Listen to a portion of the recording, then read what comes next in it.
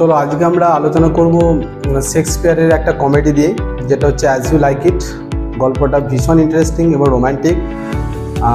তো তোমরা গল্পটা ভালো করে শোনো, যে অ্যাজ ইউ লাইক ইটে কতগুলো ক্যারেক্টার রয়েছে এবং তার যে গল্পের থিম, মনোযোগ দিয়ে শুনলে আশা করি গল্পটা ভালো লাগবে। চলো দেখা যাক আমাদের অ্যাজ ইউ লাইক ইটের ব্যাপারে।